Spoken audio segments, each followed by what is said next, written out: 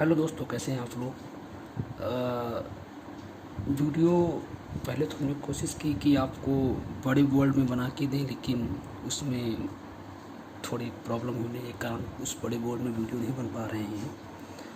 तो जिस टेबल पे हम पढ़ाई करते हैं उसी टेबल पे हम आपको बनाकर वीडियो दे रहे हैं। तो हो सकता है कि कुछ चीज़ें ऐसी हों जिसमें आपको प्रॉब्लम हो, तो उसमें समझौता करिएगा और चीज़ें जो आपको अच्छी से अच्छी पहुँचाने का प्रयास करेंगे।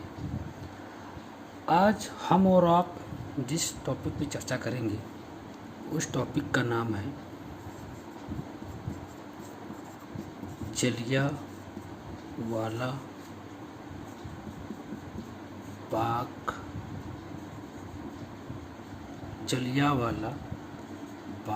कांड। तो आज हम लोग जिस टॉपिक पर चर्चा करेंगे उस टॉपिक का नाम है जलियांवाला बाग कांड। इस टॉपिक पर चर्चा करने का जो कारण है वो कारण ये है कि हम लोगों को पता है कि आज 14 अप्रैल 2020 है और 14 अप्रैल 2020 को आज हम लोग जिसकी जयंती मना रहे हैं उनका नाम है डॉक्टर भीमराव। तो डॉक्टर भीमराव अंबेडकर जी की हम लोग जयंती मना रहे हैं। और जैसा हम लोगों को पता हुआ कि डॉक्टर भीमराव अंबेडकर को भारतीय संविधान का पिता कहा जाता है, तो इन्हें भारतीय संविधान का पिता भी कहा जाता है। और भीमराव अंबेडकर जी की 125वीं जयंती मनाई गई और इनकी 125वीं जयंती मनाई गई 13 अप्रैल 2015 को। तो 13 अप्रैल 2015 को इनकी 125वीं जयंती मनाई गई और इसी 125वीं जयंती के उपलक्ष्य में ये कहा गया कि आने वाली 26 नवंबर को हम हिंदुस्तानी एक दिवस के रूप में मनाएंगे और उस दिवस का नाम होगा संविधान दिवस। तो संविधान दिवस हमारे यहाँ कब मनाया जाता है? 26 नवंबर को मनाते हैं। और 26 नवंबर को संविधान दिवस की शुरुआत कब से हुई? 2015 से हुई। किसकी जयंती के उपलक्ष्य में हुआ? भीमराव अंबेडकर की जयंती के उपलक्ष्य में हुआ। कौन सी इनकी जयंती थी? तो 125वीं जयंती थी। ठीक आज से एक दिन पहले की अगर हम बात करते हैं तो एक तारीख थी और उस तारीख का नाम था 13 अप्रैल 2020। और हम लोगों को पता है कि जो ये 13 अप्रैल है ये हमारे भारतीय इतिहास में एक महत्वपूर्ण तारीख है, कि इसी 13 अप्रैल को जो घटना हुई उसी घटना का नाम था जलियांवाला बाग कांड।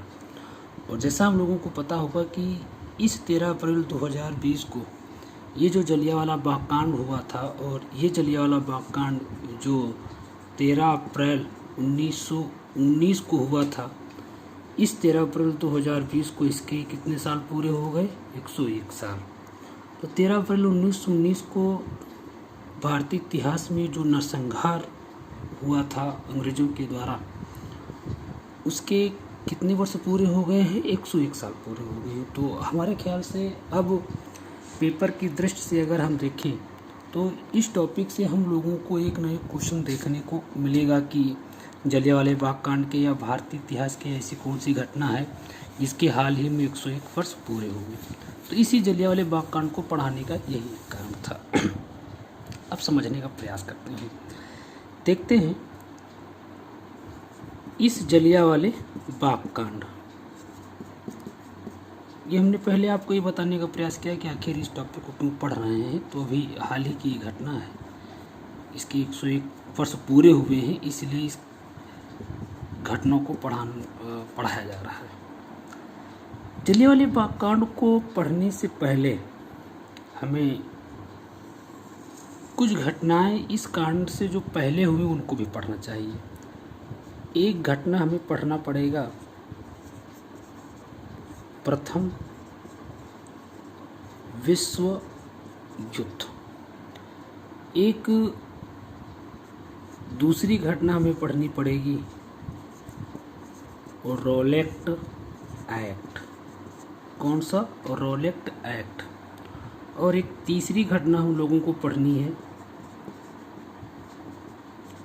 सत्याग्रह सभा। और इसके बाद फिर हम लोग पढ़ेंगे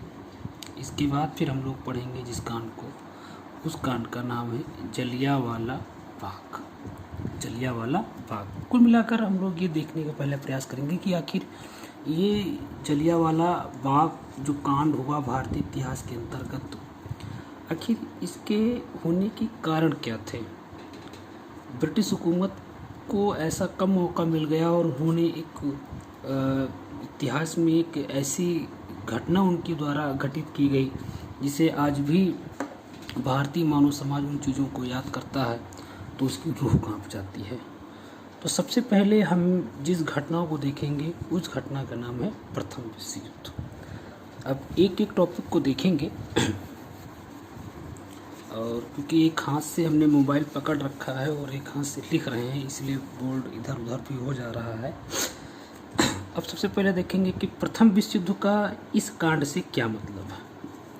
इस प्रथम विश्व युद्ध का इस जलियांवाले बाग कांड से क्या मतलब है, तो इन चीज़ों को हम लोग देखने का प्रयास करेंगे। जैसा कि हम लोगों को पता है कि जो पहला वार हुआ वो प्रथम वार होता है 1914 से लेकर 1919 तक। 1914 से लेकर 1919 तक प्रथम विश्व युद्ध होता है और इस प्रथम विश्व युद्ध में दुनिया के कई राष्ट्र एक तरफ और दुनिया के कुछ राष्ट्र एक तरफ थे। लड़ाई पूंजीवाद बनाम साम्यवाद की लड़ाई थी। इस प्रथम विश्व युद्ध की जो सबसे महत्वपूर्ण घटना है वो ये है कि इसी प्रथम विश्व युद्ध के दौरान ही एक समय आता है और वो समय आता है 1917 का। होता ये है कि इसी 1917 में रूस देश में एक क्रांति हुई। ये रूस देश भी इस प्रथम विश्व युद्ध में शामिल था और इसी 1917 में रूस देश में क्रांति हुई और रूस देश की उस क्रांति को कहते हैं बोल्शेविक की क्रांति। विश्व के इतिहास में इस क्रांति का एक महत्वपूर्ण रोल है बोल्शेविक की क्रांति का। तो बोल्शेविक की क्रांति जो होती है वो रूस में होती है और कब होती है 1917 में होती है। इस बोल्शेविक क्रांति के तहत रूस की जनता ने किया कि रूस में एक शासक था और उस शासक का नाम था जार। क्या नाम था? जार। जार जो रूस को एक शासक था ये निरंकुश था और जनता के प्रति ये अपनी जवाबदेही नहीं समझता था। जनता की कई समस्याएं होती थी, उन समस्याओं पर ये किसी भी प्रकार का उन समस्याओं का समाधान करने का प्रयास नहीं करता था। इसलिए रूस की जनता ने किया क्या कि जार के खिलाफ बगावत कर दी। परिणाम ये हुआ कि जार को शासन छोड़ना पड़ा और जार के स्थान पर रूस में एक नया लीडर उभर कर सामने आया जिसका नाम था लेनिन। क्या नाम था? लेनिन। तो जार के पश्चात लेनिन के नेतृत्व में एक नए राजतंत्र का उद्भव होता है रूस के अंतर्गत। रूस में ये जो एक क्रांति हुई ये पूरे विश्व के पटल पे एक नया मोड़ था और इसी क्रांति के पश्चात ही दुनिया में एक नई उभार की शुरुआत हुई और वो थे राष्ट्रवादी क्रांतिकारी। वो क्या थे? राष्ट्रवादी क्रांतिकारी। रूस की बोल्शेविक क्रांति के पश्चात दुनिया में राष्ट्रवादी क्रांतिकारियों का उभार होना शुरू हो गया। भारत भी इस क्रांति से अछूता नहीं रहा। लिहाजा ये हुआ कि रूस की इस क्रांति के बाद भारत में भी क्रांतिकारी गतिविधियां बढ़ने लगीं। भारत में भी राष्ट्रवादी क्रांतिकारियों का जन्म होने लगा। चीज़ें पहले से भी थी, ऐसा बिल्कुल नहीं था, लेकिन ये जो क्रांतिकारी थे ये हिंसात्मक रूप से भी उन चीज़ों पर, मतलब एक प्रकार से अगर मैं सरल शब्दों में कहूँ तो ये इनका अपना ये मानना था कि इन अंग्रेज़ों ये अंग्रेज अगर हमसे बंदूक से बात करते हैं तो हमें बंदूक का जवाब बंदूक से ही देना चाहिए था, क्योंकि उस समय कांग्रेस में उदारवादियों का प्रभुत्व ज़्यादा होने के कारण इन क्रांतिकारियों का उतना वर्चस्व नहीं हो पाता था। लेकिन धीरे धीरे ये विचारधारा हमारे देश में भी हावी होती चली गई। हिंदुस्तान में जैसे जैसे राष्ट्रवादी क्रांतिकारी विचारधारा हावी होती चली गई, नए नए क्रांतिकारियों का जन्म होना शुरू हो गया। इसी दौरान चंद्रशेखर आज़ाद, राम प्रसाद बिस्मिल जैसे लोग, भगत सिंह जैसे लोग और कई ऐसे क्रांतिकारियों ने देश की आज़ादी के लिए वो देश को आज़ाद कराने के लिए वो क्रांतिकारी के रूप में जुड़ जाते हैं। अब इस देश में बढ़ते हुए इस क्रांतिकारी प्रभुत्व को रोकने के लिए ब्रिटिश सरकार की सबसे बड़ी समस्या थी कि इस बढ़ते हुए प्रभुत्व को कैसे रोका जाए। इसके लिए ब्रिटिश की सरकार ने किया क्या कि इसके लिए ब्रिटिश की सरकार ने एक उपाय क्या किया कि ब्रिटिश की सरकार ने ब्रिटिश इंग्लैंड की उच्च न्यायालय का एक न्यायाधीश था, और इंग्लैंड की इस उच्च न्यायालय का जो न्यायाधीश था उस न्यायाधीश का नाम था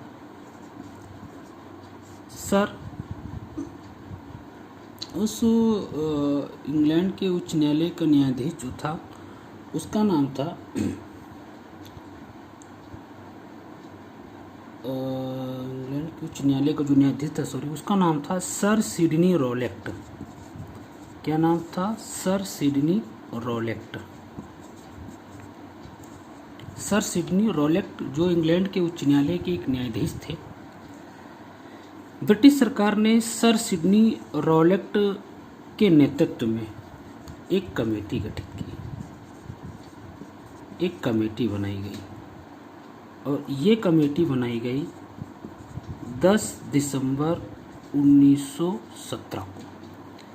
इस कमेटी के अध्यक्ष सर सिडनी रॉलेट थे, इसलिए इस कमेटी को रॉलेट कमेटी के नाम से भी जाना जाता है।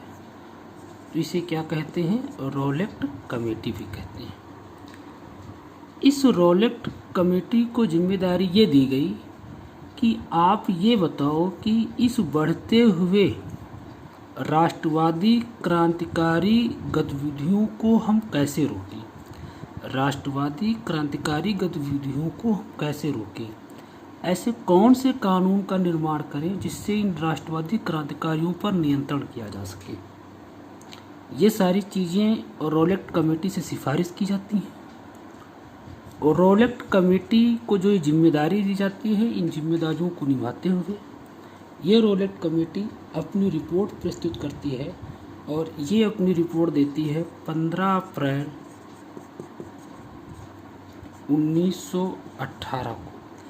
याद रखना है कि 15 अप्रैल 1918 को रॉलेट कमेटी ने अपनी रिपोर्ट, इस कमेटी ने अपनी रिपोर्ट क्या की? प्रस्तुत की। और इस कमेटी ने अपनी रिपोर्ट में ये कहा कि हमें एक विशेष न्यायालय का गठन करना चाहिए। क्या कहा? कि हमें एक विशेष न्यायालय का गठन करना चाहिए। एक विशेष न्यायालय का क्या करना चाहिए? गठन करना चाहिए। इस विशेष न्यायालय को ये अधिकार होना चाहिए कि ऐसे साक्ष्य, या हम ये कह दें कि ऐसे सबूत जो विधि के अंतर्गत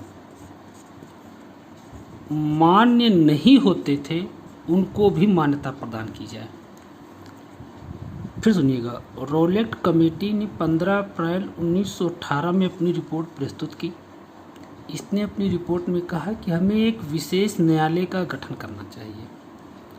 उस विशेष न्यायालय को ये अधिकार होना चाहिए कि वो ऐसे सबूतों को भी मान्यता प्रदान कर दे जो विधि के अंतर्गत भी मान्य न होते हों। ये अधिकार किसको दिए जाए? विशेष न्यायालय को। और विशेष न्यायालय जो भी आदेश दे इसके आदेश के खिलाफ कहीं पर अपील न की जा सके, कहीं पर भी अपील न की जा सके। इसके अलावा ये विशेष न्यायालय एक ऐसा नियम बनाए, ये विशेष न्यायालय एक ऐसा नियम बनाए, और उस नियम को बनाकर वो प्रांतीय सरकार को, अर्थात प्रांत में जो सरकार होगी, राज्यों की जो सरकार है, इन राज्यों की सरकारों को ये अधिकार दे दे कि ये बिना वारंट के ये बिना वारंट के किसी भी व्यक्ति की गिरफ्तारी कर ले, ये बिना वारंट के कहीं भी तलाशी कर सकें, और इसके अलावा बंदी प्रत्यक्षीकरण जो अधिकार था लोगों का, उस बंदी प्रत्यक्षीकरण के अधिकार को भी समाप्त करने का अधिकार किसको दे दिया जाए? प्रांतीय सरकार को दे दिया जाए। फिर सुनिएगा, रॉलेट कमेटी ने अपनी रिपोर्ट में ये कहा कि एक विशेष न्यायालय की स्थापना की जाए और इस विशेष न्यायालय को ये अधिकार दे दिया जाए कि वो ऐसे सभी साक्ष्यों को मान्यता दे सकता है जो विधि के अंतर्गत मान्य नहीं होते हैं। इसके अलावा इस न्यायालय के निर्णय के विरुद्ध कहीं पर अपील नहीं की जा सकती है। इसके अलावा इस न्यायालय के द्वारा ये न्यायालय एक नियम बनाया और उस नियम के अनुसार वो प्रांतीय सरकारों को ये अधिकार दे दे कि वो बिना वारंट के किसी की भी गिरफ्तारी कर सकते हैं, वो बिना वारंट के कहीं भी तलाशी कर सकते हैं। बंदी प्रत्यक्षीकरण जो अधिकार बना हुआ था उसे भी समाप्त करने का अधिकार दे दिया गया किसे? प्रांतीय सरकारों को। और इस विशेष न्यायालय में न्यायाधीशों की इस विशेष न्यायालय में 3 वकील होने चाहिए। ये सारी सिफारिशें किसने की हैं? हमें ये याद रखना है किसने की हैं? रॉलेट कमेटी ने।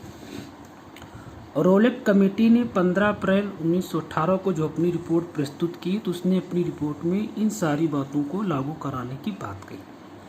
जब उसने इन सारी बातों को लागू कराने की बात कही तो ब्रिटिश सरकार ने इसी रॉलेट कमेटी की बातों को, रॉलेट कमेटी ने जो बातें कही, इस कमेटी की बातों को आधार बनाकर एक एक्ट तैयार किया। इस एक्ट में इस रॉलेट कमेटी की सारी बातें थीं, इसीलिए इस एक्ट का नाम रख दिया गया रॉलेट एक्ट। क्या नाम रख दिया गया? Rowlatt act. इसलिए इस एक्ट का नाम रॉलेट एक्ट रख दिया गया। क्या नाम रख दिया गया? Rowlatt act. तो इसी एक्ट को कहा जाता है रॉलेट एक्ट। और इसे रॉलेट एक्ट इसलिए कहते हैं क्योंकि इस एक्ट में, इस अधिनियम में किस कमेटी की बातें थी? रॉलेट कमेटी की, इसीलिए इसे रॉलेट एक्ट कहा जाता है।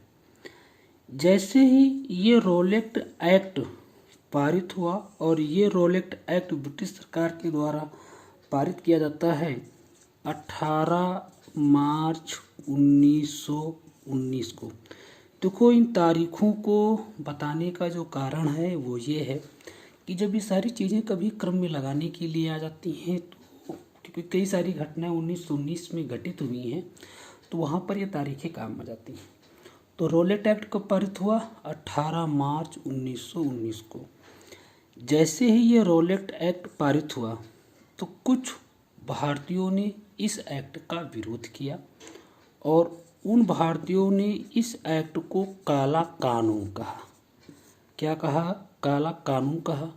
तो कुछ भारतीयों ने इसे कहा कि ये एक ऐसा एक्ट है जो बिना वकील, बिना अपील और बिना दलील वाला एक्ट कहा। इसी रॉलेट एक्ट के विरोध में ही एक मोहम्मद अली जिन्ना जी थे। मोहम्मद अली जिन्ना जी थे।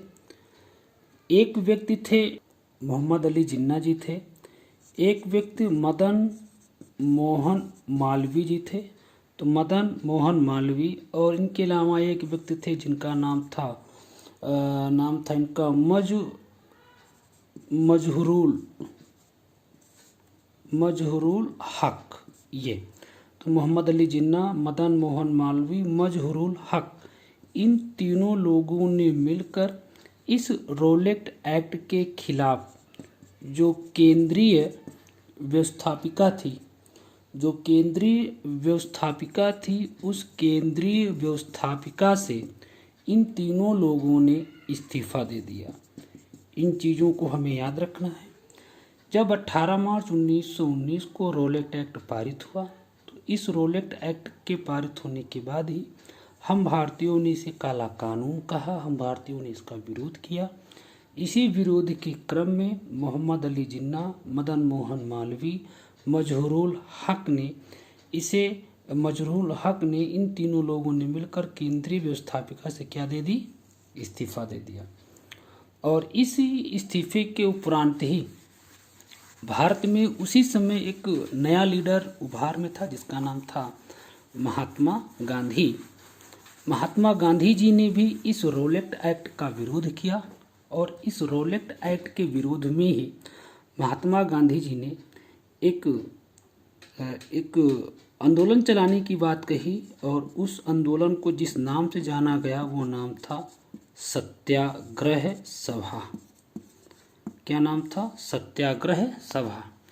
इसी रोलेट एक्ट के विरोध में ही महात्मा गांधी जी के द्वारा सत्याग्रह सभा की शुरुआत की गई। तो इस सत्याग्रह सभा से हमें पहला पॉइंट याद रखना है कि सत्याग्रह सभा की शुरुआत किसके द्वारा की गई, तो इसकी शुरुआत की जाती है महात्मा गांधी जी के द्वारा। दूसरा पॉइंट हमें याद रखना है कि सत्याग्रह सभा की शुरुआत किसने की, महात्मा गांधी जी ने की। और सत्याग्रह सभा किसके द्वारा किस लिए चलाया जाता है, किसके विरोध में, तो ये चलाया जाता है रोलेट एक्ट के विरोध में।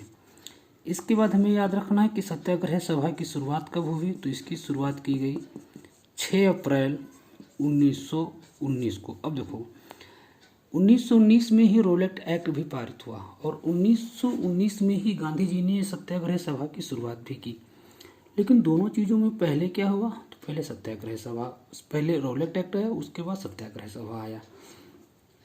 6 अप्रैल 1919 में जब गांधी जी ने सत्याग्रह सभा की शुरुआत की तो इस सत्याग्रह सभा की कुछ विशेषताएं थी। गांधी जी ने कहा कि हम रोलेट एक्ट के खिलाफ पूरे देश में हड़ताल करेंगे, हम उपवास करेंगे, हम अपनी गिरफ्तारी देंगे और इसके अलावा हम प्रार्थना सभाओं का भी आयोजन करेंगे। ये सारी चीज़ें किस सभा के दौरान कही गई करने के लिए, सत्याग्रह सभा के दौरान गांधी जी के द्वारा कही गई करने के लिए। लेकिन हुआ क्या, कहा जाता है, इतिहासकार बताते हैं कि गांधी जी ने तो सत्याग्रह सभा की शुरुआत तो 6 अप्रैल से कही थी शुरू करने के लिए, लेकिन गलत फहमी के कारण इस सत्याग्रह सभा की शुरुआत 30 मार्च से ही शुरू हो जाती है। 30 मार्च 1919 को इस सत्याग्रह सभा की शुरुआत हो गई दिल्ली से। गांधी जी का टारगेट 6 अप्रैल था, लेकिन ये 30 मार्च से 1919 में शुरू हो जाता है।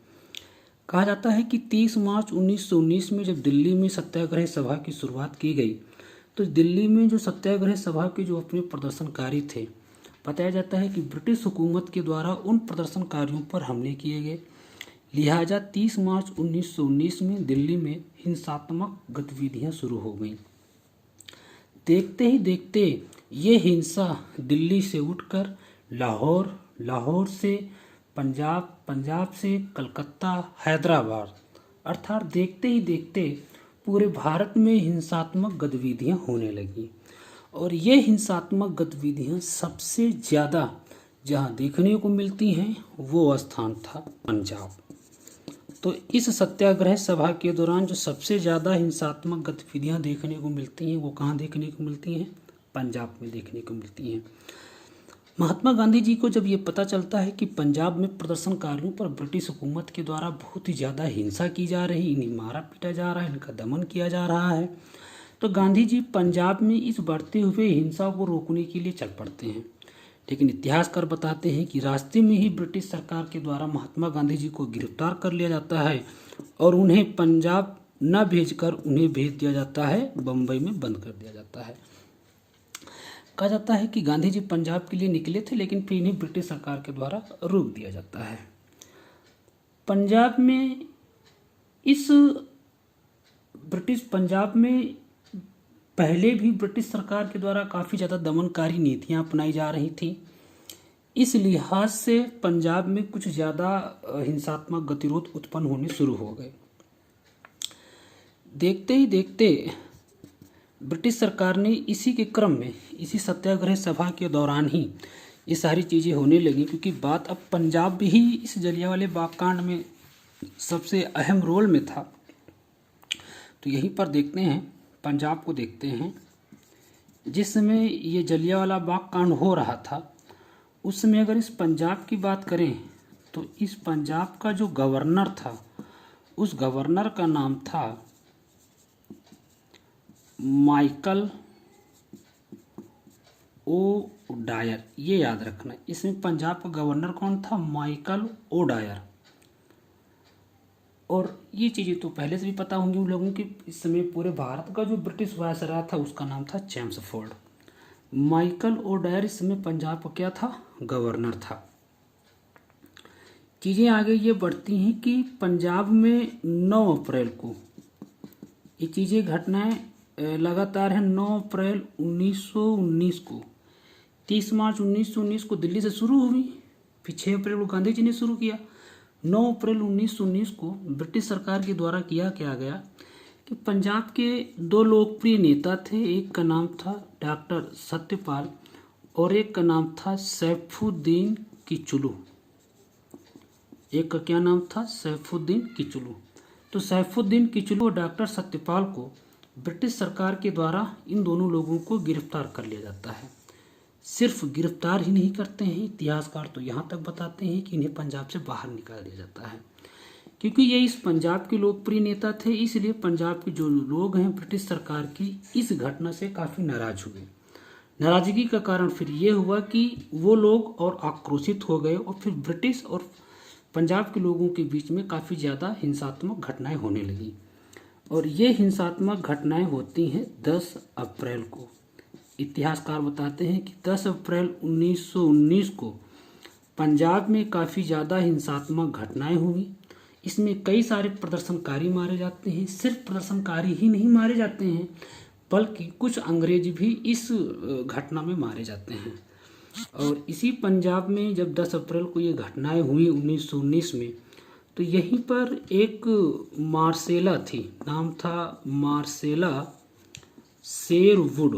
उनका नाम था मार्सेला शेरवुड। ये एक मिशनरी थी। मिशनरी मतलब ये हुआ कि ये ईसाई धर्म का प्रचार प्रसार करने के लिए आई हुई थी। ब्रिटिश सरकार की तरफ से ये भी आई हुई थी। इतिहासकार बताते हैं कि मार्सेला शेरवुड जब ये पंजाब पहुंची हुई थी, इसी समय की बात है, तो यहीं पर इन्हें डंडे से काफ़ी ज़्यादा पीटा गया। तो यहाँ पर प्रदर्शनकारियों ने इन्हें डंडे से पीट पीट कर इन्हें घायल कर दिया। किसको? मार्सेला शेरवुड को। अब इन चीज़ों से ब्रिटिश सरकार और ज़्यादा आक्रोशित हो गई, इसीलिए देखते ही देखते इस पंजाब में काफ़ी ज़्यादा हिंसात्मक घटनाएं होने लगी। इन बढ़ते हुए हिंसात्मक घटनाओं को पंजाब में ये हिंसात्मक घटनाएं जिस शहर में सबसे ज़्यादा हो रही थी, उस शहर का नाम था अमृतसर। क्या नाम था? अमृतसर नाम था। इस अमृतसर में बढ़ते हुए हिंसात्मक घटनाओं को नियंत्रित करने के लिए ब्रिटिश सरकार के द्वारा एक अधिकारी नियुक्त किया गया। वो अधिकारी एक कर्नल था, इसीलिए इसका नाम था जनरल रेजीफील्ड डायर, या इन्हें जनरल या कर्नल आर डायर के नाम से भी पुकारते हैं। तो जनरल रेजीफील्ड डायर ये अमृतसर के एक अधिकारी नियुक्त किए गए और इनका दायित्व था कि जो अमृतसर में जो हिंसात्मक घटनाएं हो रही हैं, इनको कैसे नियंत्रण में किया जाए। इतिहासकार बताते हैं कि जनरल रेजीफील्ड डायर जब ये अमृतसर पहुंचता है, तो अमृतसर पहुंचने के साथ ही तारीख थी 13 अप्रैल 1919। 13 अप्रैल 1919 को ये एक घोषणा जारी कर देता है, एक घोषणा जारी करता है। और इस घोषणा के तहत ये कहता है कि अब अमृतसर में कोई भी व्यक्ति बाहर नहीं निकलेगा और एक स्थान पे 4 लोग नहीं निकलेंगे, जैसे लॉकडाउन में आजकल चल रहा है। कुल मिलाकर ये लोगों को बाहर निकलने के लिए मना करता है और साथ में ये भी कहता है कि 4 से लोग अगर कहीं निकलेंगे तो फिर उन पर एक्शन लिया जाएगा। लेकिन ये आरोप भी इस पर लगाए जाते हैं कि डायर ने जो ये घोषणा की वो सार्वजनिक रूप से नहीं की थी, अर्थात इसका प्रचार प्रसार, इसको कहीं प्रकाशित नहीं कराया। इसलिए पंजाब के अधिकतर लोग इसके इस फरमान से अनभिज्ञ थे। उन्हें नहीं पता था कि ब्रिटिश सरकार ने किसी भी प्रकार का फरमान जारी किया है। और साथ में रेजीफील्ड ने यह भी कहा कि जिस गली में मार्सेला शेरवुड को डंडे से पीटा गया था, अगर उस गली में अगर कोई भी व्यक्ति पकड़ा जाता था तो ये जनरल डायर के द्वारा उस व्यक्ति को उस गली में पेट के बल चलने के लिए मजबूर कर देते थे। तो जिस गली में शेरवुड को पीटा गया था उस गली में अगर कोई जाता था, मिल जाता था अंग्रेजों को गलती से भी, तो फिर उसे पेट के बल चलना पड़ता था। तो काफ़ी क्रूरतापूर्ण जनरल डायर ने इस अमृतसर में ये चीज़ें लागू कराई। लेकिन जिस दिन इसने फरमान जारी किया था उसी दिन इस अमृतसर के अंतर्गत, इस पंजाब के अंतर्गत एक त्यौहार मनाया जाता है। उस त्यौहार का नाम था बैसाखी। ये फसल कटने के उपरांत पंजाब के लोग इस त्यौहार को मनाते हैं। भाईचारे का अपना त्यौहार होता था। ये त्यौहार प्रत्येक वर्ष ये लोग मनाते थे 13 अप्रैल के आसपास, आगे पीछे। कहा जाता है कि बैसाखी का जो त्यौहार था जो अमृतसर में मनाया जा रहा था, अब इस त्यौहार को मनाने के लिए कुछ लोग एक स्थान पर एकत्रित हो गए और उसी स्थान का नाम था जलियांवाला बाग। क्या नाम था? जलियांवाला बाग। कहा जाता है कि ये जो जलियांवाला बाग था, यहाँ पर तीनों तरफ से निकलने का कोई रास्ता नहीं था, सिर्फ एक ही रास्ता था निकलने का। इसी रास्ते से लोग जाते थे और इसी से वापस, मतलब निकलने का सिर्फ एक ही मार्ग था इस जलियांवाले बाग में। यहाँ पर कुछ लोग एकत्रित हुए और देखते देखते काफ़ी संख्या में लोग एकत्रित हो गए। लेकिन यहाँ पे जो भी लोग एकत्रित होते हैं वो शांतिपूर्वक अपने विचार विमर्श को करते हैं, किसी भी प्रकार की हिंसात्मक गतिविधियों को नहीं शुरू करते हैं। और इसी जलियांवाले बाग में 2 प्रस्ताव पारित करे गए लोगों के द्वारा। एक पहला प्रस्ताव था कि हम रॉलेट एक्ट का विरोध करेंगे, इस एक्ट को समाप्त कर देना चाहिए। और 10 अप्रैल को जो ब्रिटिश सरकार के द्वारा जो किया गया, जो हिंसात्मक गतिविधियां की गई, उस पर एक निंदा प्रस्ताव लाया गया। ये चीज़ें हमें याद रखना है कि ये सारी चीज़ें जलियांवाले बाग में हो रही हैं, उसी तारीख को हो रही हैं जिस तारीख को घोषणा जारी किया गया था। जब इस बात की जानकारी जनरल रेजिफील्ड डायर को हुई कि हमने घोषणा कर रखी है और उसके बाद भी ये लोग यहाँ पर आए हुए हैं, मीटिंग कर रहे हैं, तो रेजिफील्ड डायर को लगता है कि ये हमारे नियमों का क्या हो रहा है, उल्लंघन। इसीलिए इतिहासकार बताते हैं कि रेजिफील्ड अपनी कुछ सेना के साथ आता है। इतिहासकार तो बताते हैं कि 50 अंग्रेजी सैनिक थे और 200 भारतीय सैनिक थे, लेकिन संख्याओं को लेकर उतनी डिबेट नहीं। और फिर जैसे ही डायर अपनी सेना के साथ यहाँ आता है और लोगों को एकत्रित देखता है बैठे हुए, तो अपनी सेना को वो गोली चलाने का आदेश दे देता है। कहा जाता है कि डायर ने अपनी सैनिकों से गोली चलाने का आदेश जैसे ही दिया तो उन बंदूकों से निकलने वाली कारतूस तब तक निकलती रहीं जब तक उन बंदूकों से कारतूस ख़त्म नहीं हो गई। और देखते ही देखते जो स्थान एक शांतिपूर्वक अपनी बातों को एक दूसरे तक पहुंचाने के लिए लोग वहां पर मौजूद थे, पल भर में वो स्थान शमशान में तब्दील हो गया। और ये घटना इस जलियांवाला बाग में हुई थी, इसीलिए इस घटना को जलियांवाला बाग कांड कहा जाता है। और ये घटना 13 अप्रैल 1919 को हुई, इसीलिए कहते हैं कि जलियांवाला बाग कांड 13 अप्रैल 1919 को हुआ। इतिहासकार बताते हैं कि जब जलियांवाला बाग कांड 13 अप्रैल 1919 को हुआ तो इस जलियांवाले बाग कांड का पूरे भारत में विरोध किया गया। पूरे भारत में इस कांड का विरोध किया गया। महात्मा गांधी, देश के जो भी बड़े दिग्गज नेता थे, सभी लोगों ने इसका विरोध किया। चीज़ें यहाँ अभी तक सिर्फ सीमित नहीं थी। 13 अप्रैल को जलियांवाला बाग कांड हुआ और डायर के द्वारा 15 अप्रैल 1919 को पंजाब में मार्शल लॉ लागू कर दिया जाता है। और इसके तहत अमृतसर के लोगों के नलों में जो पानी आ रहा था उस पानी को बंद कर दिया गया, लाइट काट दी गई। कई प्रकार की दमनकारी नीतियां ब्रिटिश सरकार के द्वारा की गई। कांग्रेस ने जलियांवाले बाग कांड का विरोध किया और उस विरोध का परिणाम ये हुआ कि कांग्रेस ने कहा कि हम इस जलियांवाले बाग कांड का विरोध करते हैं और 13 अप्रैल 1919 को